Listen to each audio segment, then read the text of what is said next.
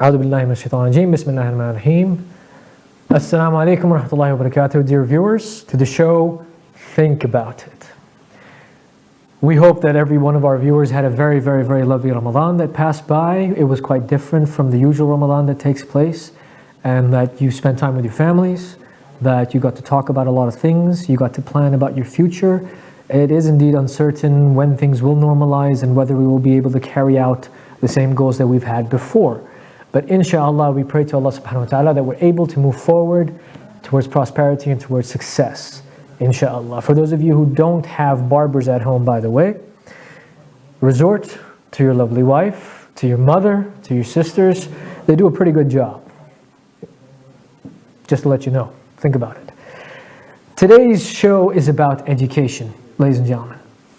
Education is one factor and one facet of life that nobody can deny anymore, as much as they used to in the past. Now, our story kicks off with a young boy named Ibrahim. Ibrahim, 7th grader, sitting down with his father one day after school. His father's driving him home, and he looks towards his dad and he asks him, "Dad, do I have to go to university after I finish school?" And his father says, "Of course, son. When you go to university, you can get a degree. And when you get a degree, you can start working." And so his son asks him, "What kind of degree should I get?" And so Ibrahim's father tells him that you should get a degree in something you enjoy doing. If you want to become a doctor, or if you want to go into medical sciences, or if you want to be a teacher in the future, whatever you want to do, you should pursue that. And when you go to university, there's a very nice way of receiving different information for the skill that you might have and ways to enhance that skill. So this conversation was quite interesting to Ibrahim. So Ibrahim was like, "Okay, fine. So if I do go to university and I get a degree, how long is that going to take me?"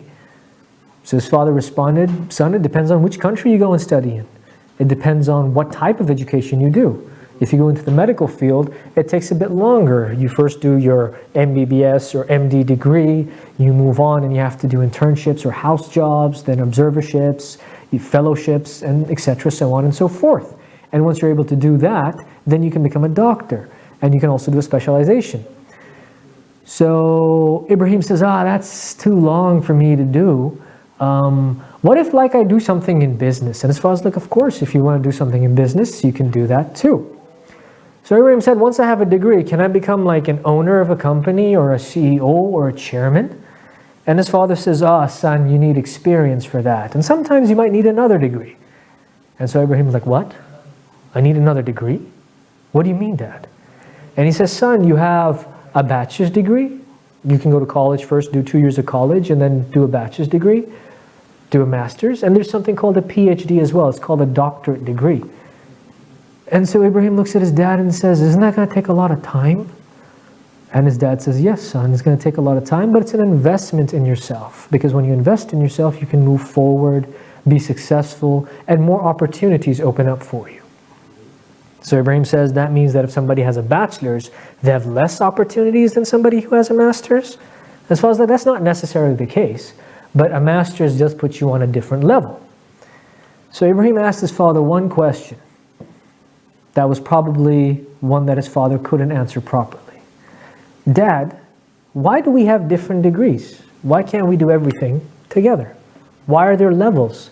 What you're telling me is that somebody who has a master's degree and somebody who has a bachelor's degree, if they go to get a job, people are obviously going to hire the person with a master's degree." So Ibrahim's father says, "Not necessarily, son, but the person with a master's, it depends on your experience as well." So Ibrahim, confused, not understanding what was going on, the subject dropped, their house came. So they went in to their house. Now, just like Ibrahim, who had this confusion and who asked all these questions, I'm guessing that we all need to think about why we have different degrees. What are the pros and cons of having different levels of education?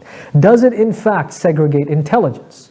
Does it make you think that a person with a master's degree is more intelligent, more experienced, more stable than a person who has a bachelor's degree? Does it mean that a person who has a doctorate degree, a person who has a PhD, is somebody who's at the pinnacle of their profession?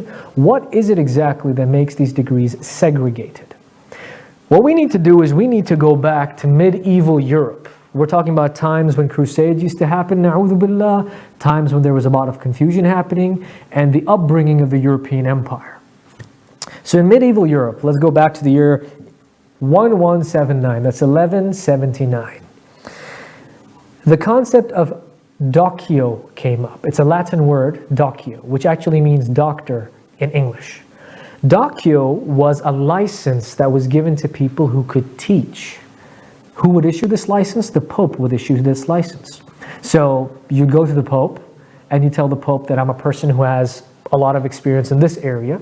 I'm a man who works with medical sciences. I'm a man who knows a lot about science itself, mathematics, I want to be a teacher. I want to give my information, the one that I have, to other people. And so the Pope would sign a parchment, a piece of paper, which would be your license, and you'd be ready to go and do what you do good. And that was a docio. A docio is when you're able to teach, which today, in today's terms, is called a doctorate, which would be equivalent to a PhD. Now, what were the prerequisites to get a docio? Not much, just that you had experience. 100, 200 years later on, of course, more prerequisites were added to this. The prerequisites were added were very simple. It was that if somebody came up and he wanted a docio from the Pope or a high priest type person, a clergy basically, they would have to come up with 5 witnesses to prove that this person is good at what they do. And so, when they would get that evidence, the Pope would issue them a docio. 100 years later, what happened is that people who had a lot of experience used to go and get docios, but sometimes they weren't able to teach. You could be very good at something, but you might not be able to impart knowledge. These people were a bit stuck then.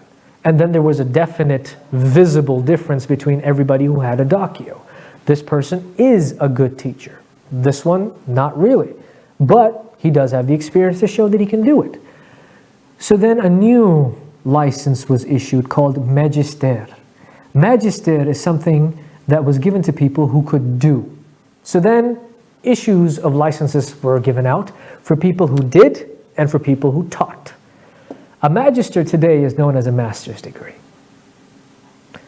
These were both equivalent because in one area you're teaching and in the other you're doing.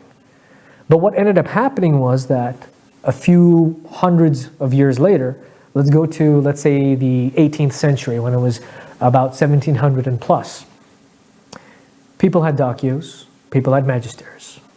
And then a university in France, in fact, was given an authorization by the Pope to actually issue academic degrees. So they came up with something called the baccalaureate. The baccalaureate is basically the bachelor's degree that we have today. That ended up becoming something that was a license for people to be apprentices.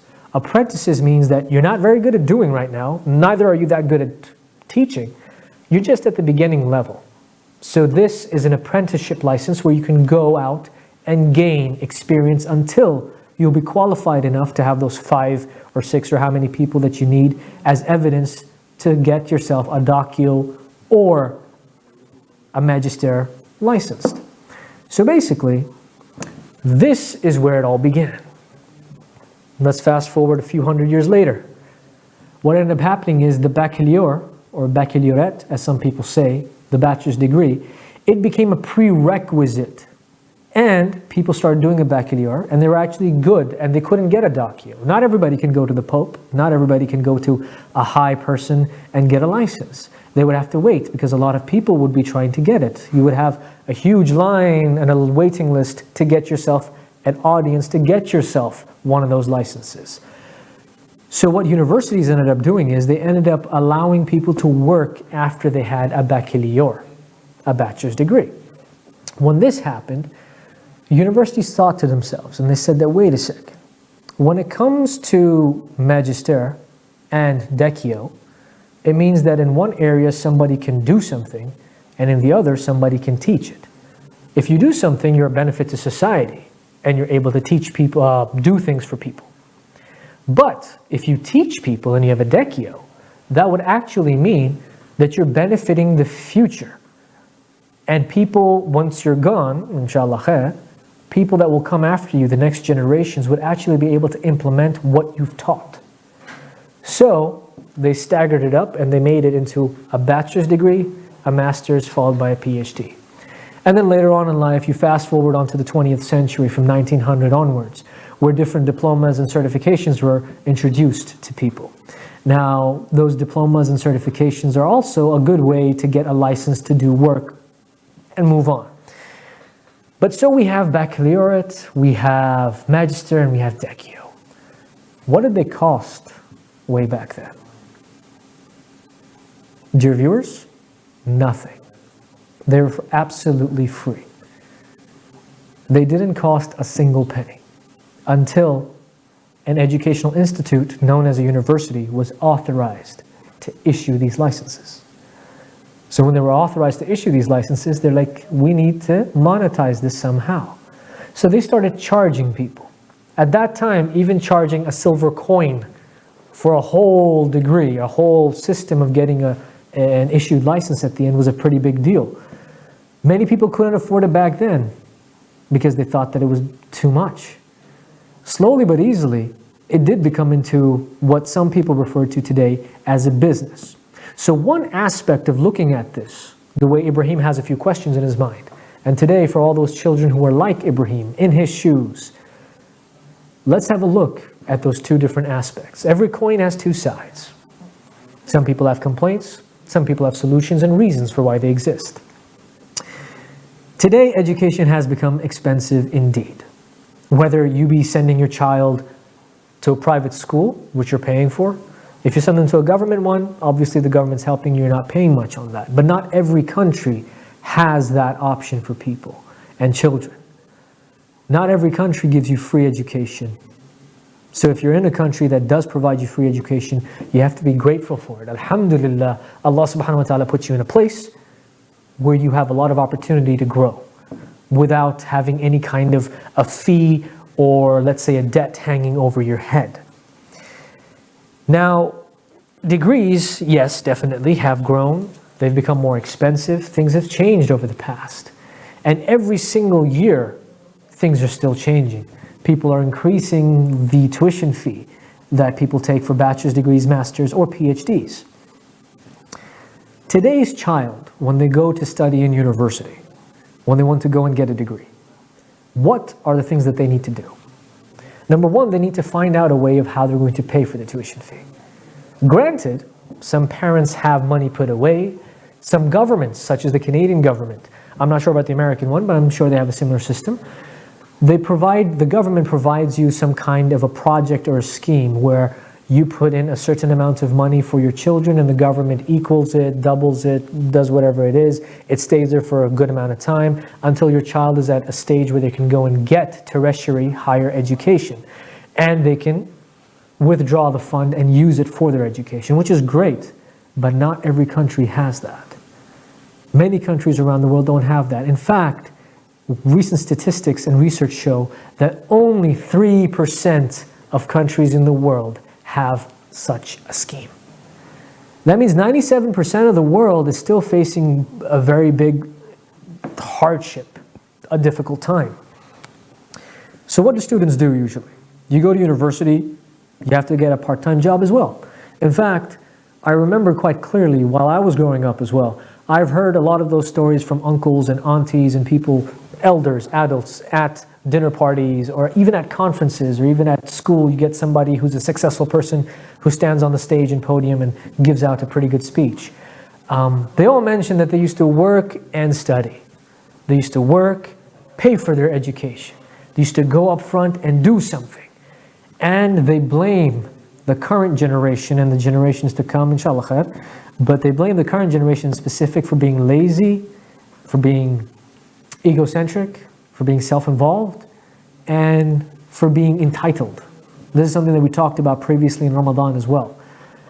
And they say that because of these features that the new generation has, the current generation has, these are the hindrances that you have. There's nothing else. You guys just don't want to do. Is that true? Let's find out. So I have with me over here some very, very, very staggering statistics and information. I'm sure a lot of people have talked about this before. I'd just like to bring this up again. The cost of a bachelor's degree, an undergraduate degree, right now in Canada for a Canadian citizen is close to about $6,500 a year. And for a graduate degree, it's about $7,000 odd. For international students who would come and study in the US or in Canada, it ranges between, in US dollars, $22,000 a year. In Canada, it's about 29,700 something, which is quite staggering.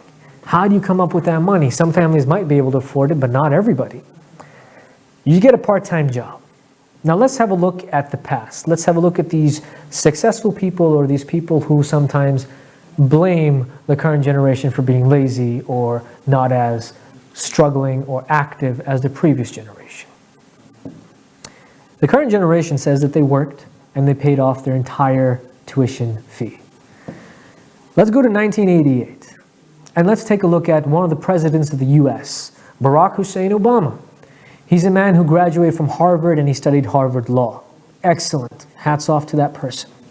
At the time when he worked, the minimum wage was around $10 to $11. He was able to go to work 5 days a week, part-time job, not full-time, part-time. And at the end of the whole year, he was able to make he was able to make $22,880 at the end of the year. How much was his tuition fee? He studied in Harvard. Mind you, Harvard is an expensive university. Back in 1988, what was their cost? $17,100 for the whole year. After taxes, Barack Hussein Obama was pocketing $20,900. That means he still had $3,000 to spare, and he could pay for his education. Today, you go to Harvard or a big Ivy League school or university. In fact, not even Harvard or Ivy League. Nowadays, a lot of universities, because of the same standard of education they have, they charge pretty much the same, depending on whatever it is, because there's a standard involved now. Nowadays, in 2020, if a child wants to go to university, they have to pay tuition fee $44,000 plus. Okay, $44,000 plus. You'd think that, okay, now minimum wage might be higher. You think that a child could still afford it. If a child takes a part-time job for 5 days, the same situation that we're putting our previous president Barack Hussein Obama in, that person would have to work 8 hours a day, 5 days a week, to pocket $22,880. That means that that person is still $14,000 short, if not more.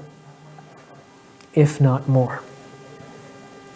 And after taxes get cut, that person's pocketing even less than that. But let's have a look. What if that person has to go on and do 8 or 7 days a week? I'll tell you about the statistics after this short break. Take care, stay tuned, think about it.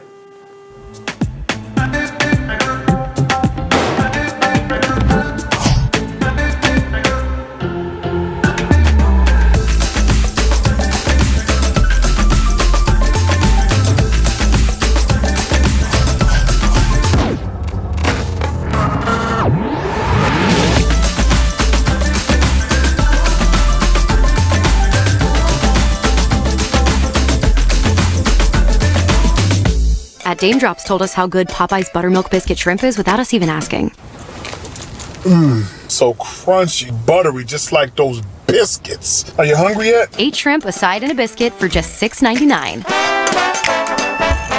At KM 9000 sang about Popeye's buttermilk biscuit shrimp because he was feeling it. Shrimp, shrimp, shrimp, shrimp, shrimp, shrimp. Shrimp, shrimp, shrimp, shrimp. 8 shrimp, a side, and a biscuit for just $6.99.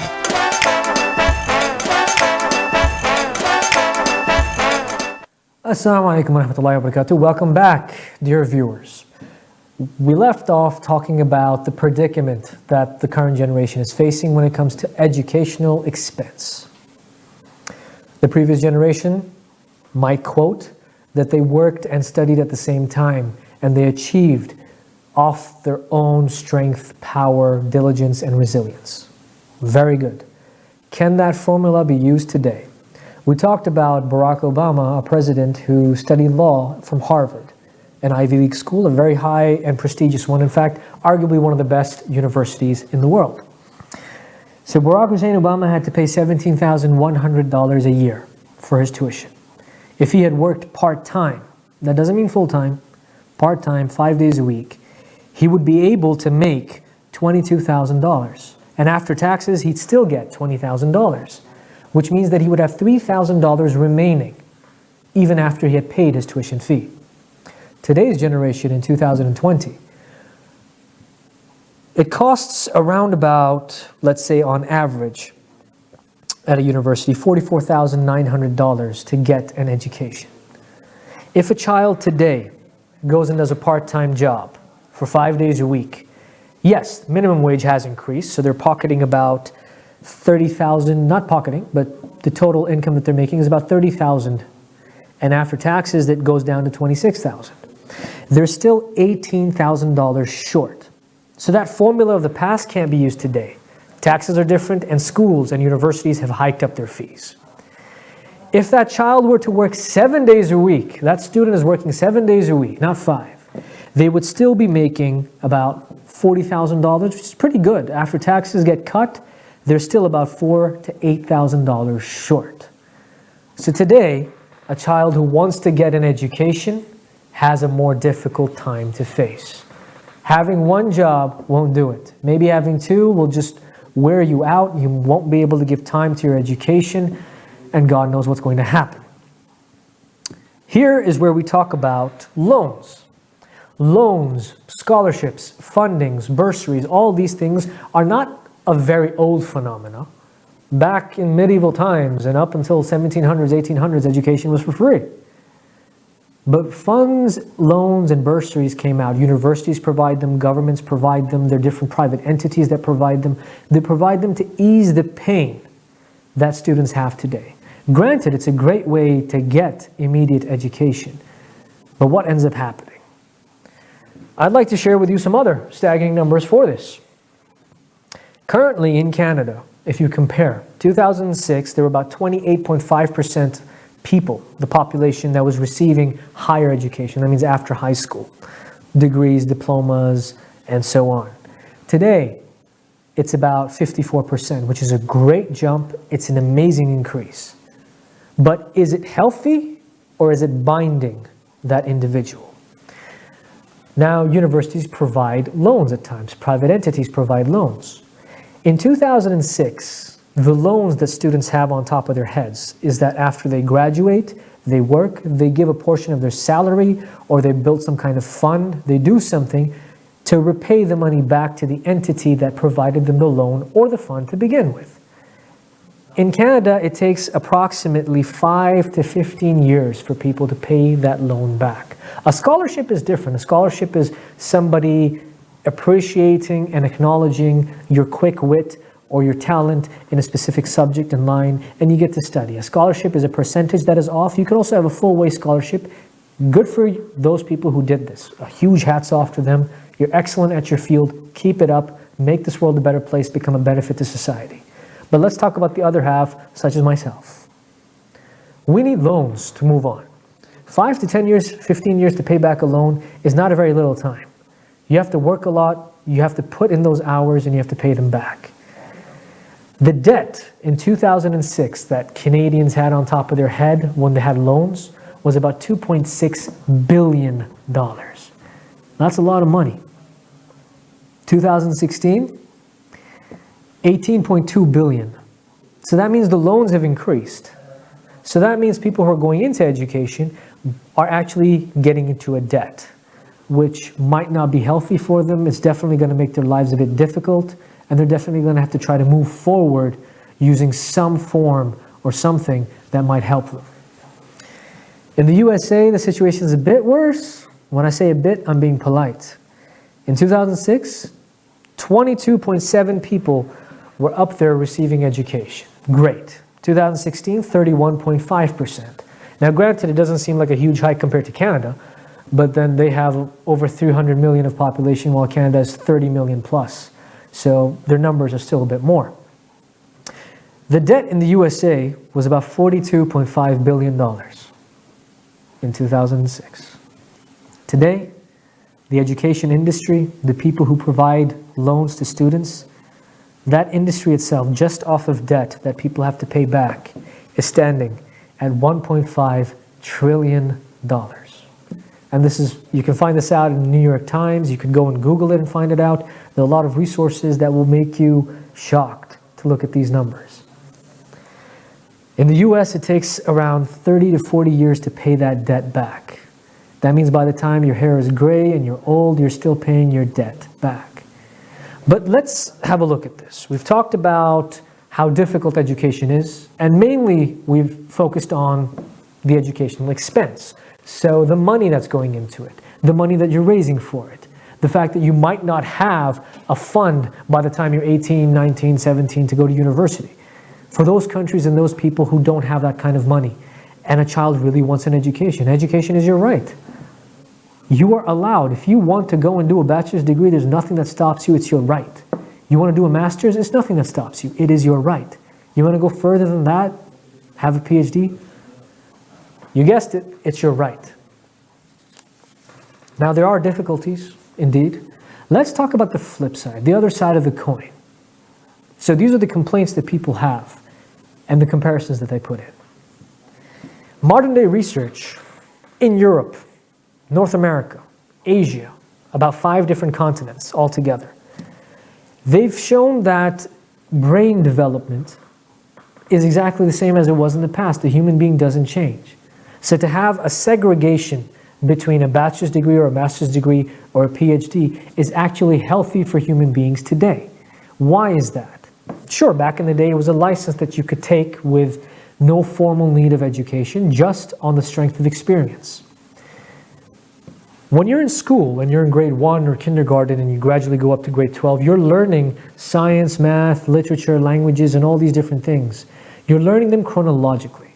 You're learning them how so that in grade 1, whatever you learn, grade 2 compounds it. It adds to it. And so on and so forth until you reach a certain grade where sometimes we have elective subjects which kind of prepare us for college, university life, and so on.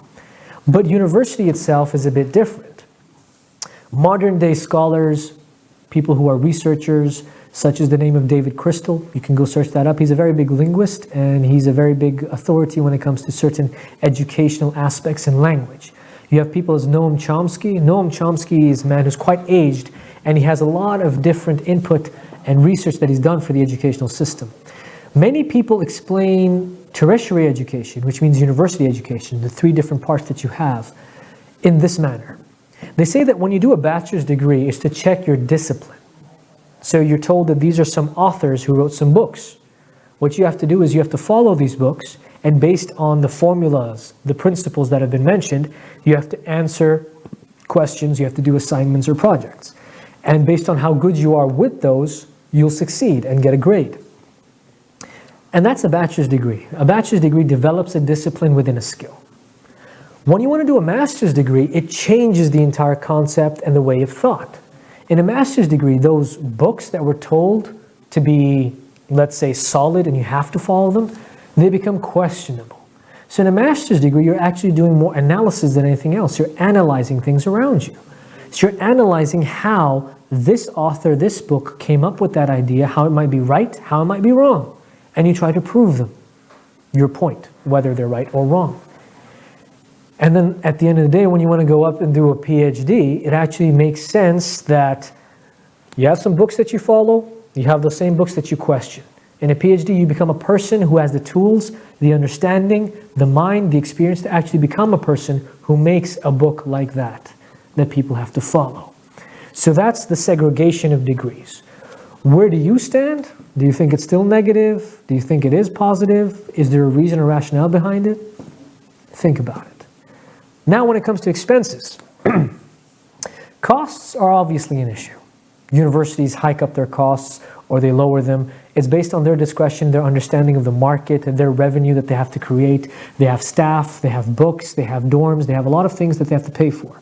Obviously, you need to give them the amount of money or you need to make sure that they are sustainable so they could actually continue to give the service that they're giving of education to all people around the world who want to come to that particular university.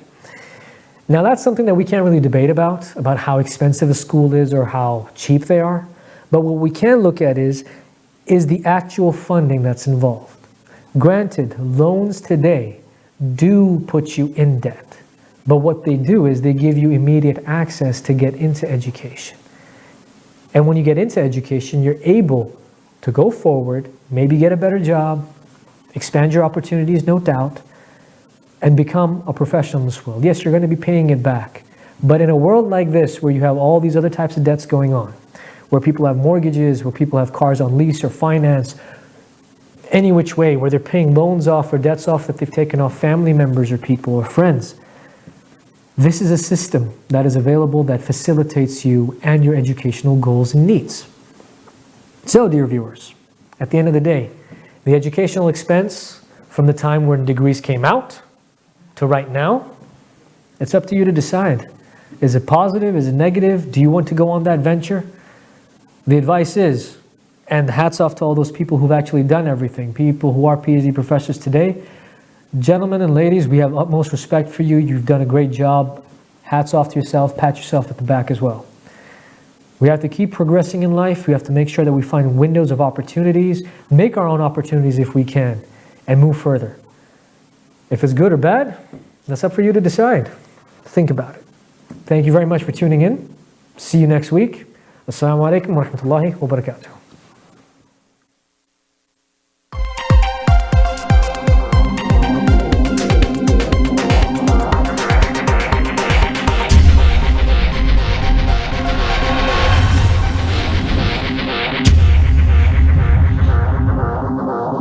Oh,